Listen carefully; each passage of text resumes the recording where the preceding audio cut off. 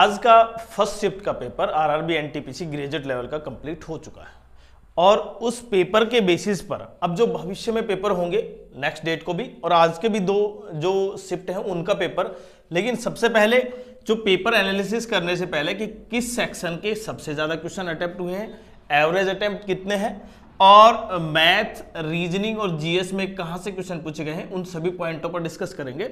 और आपका average attempt क्या इसके आसपास रह सकता है, जो बहुत इंपॉर्टेंट है। देखिए एक्यूरेसी आपकी बहुत इंपॉर्टेंट है और कैंडिडेट्स के अब बिल्कुल रिव्यू आने स्टार्ट हो चुके हैं कि किस तरह का पेपर था।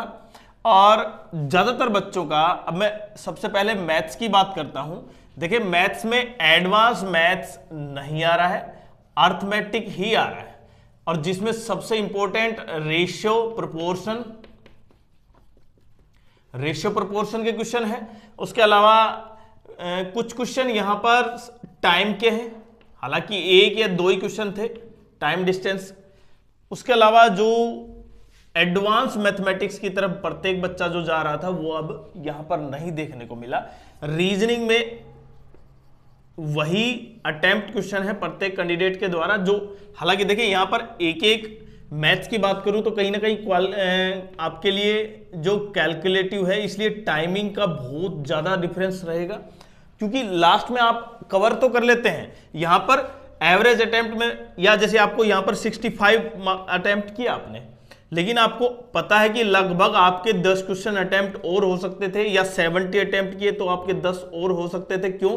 क्योंकि आपको लगता है कि अगर टाइम होता, लेकिन कैलकुलेटिव है इसलिए कहीं ना कहीं प्रत्येक बच्चा किस पे जा रहा है। और रीजनिंग की बात करूं तो देखिए करंट अफेयर्स आ रही है भाई, करंट अफेयर्स, पॉलिटिकल साइंस, इन सब पॉइंटों पर डिस्कस करते हैं, एक बार क्लियरली कर लेते हैं। देखिए मैथ्स का तो ये जो आपने देखा है यहां पर कि जो एडवांस मैथमेटिक्स नहीं है बट कैलकुलेटिव है, तो आपको कैलकुलेटिव पर जोर देना है। तो एवरेज में अगर मैं टोटल बात करूं, देखिए 3 से 4 क्वेश्चन ऐसे हैं जो कैलकुलेटिव हैं, आपको टाइमिंग काफी ज्यादा, और ये किसी के, और एक तो सबसे इंपॉर्टेंट ये कि पेपर मिक्स आ रहा है। ऐसा नहीं कि पहले मैथ्स के हैं फिर रीजनिंग के, जीएस के, क्वेश्चन मिक्स है और इसीलिए कहीं ना कहीं आप कैंडिडेट्स को ये जज करने में काफी दिक्कत आती है कि कितने क्वेश्चन अटेम्प्ट हुए हैं, वो लास्ट में देख सकता है बस। लेकिन कई बार क्या होता है कि जब पूरा नहीं पहुंच पाता कंप्लीट पेपर पर, और जो लास्ट के क्वेश्चन है वो थोड़ा सा इजी होते हैं और वो सरल, और इसलिए वो वहां तक नहीं पहुंच पाता, तो इसलिए उसके मार्क्स कम रह जाते हैं। तो मैथ्स का आपको समझ में आ गया, जितना भी यहां पर आइडिया आया बच्चों का। अभी कंप्लीट रिव्यू के बाद में चेक करेंगे, लेकिन रीजनिंग में बच्चों ने लगभग कवर कर लिया है अपना, तो रीजनिंग की कोई दिक्कत नहीं है। रीजनिंग में आप भी कवर कर लेंगे, ऐसे एक दो क्वेश्चन है। और सबसे इंपॉर्टेंट जीके जीएस में, करंट अफेयर्स में इंपॉर्टेंट बजट से संबंधित क्वेश्चन है, और यहां पर पॉलिटिकल साइंस के 1 से 2 क्वेश्चन है, हिस्ट्री का क्वेश्चन मुश्किल से 1 है। लेकिन जो नेक्स्ट शिफ्ट होगी उसके लिए एवरेज अटेम्प्ट की बात करूं मैं, यहां पर अभी एवरेज अटेम्प्ट की बात है, अभी क्वेश्चन के नेगेटिव मार्क्स वो अलग पॉइंट है। एवरेज अटेम्प्ट यहां पर लगभग 85 के आसपास है भाई।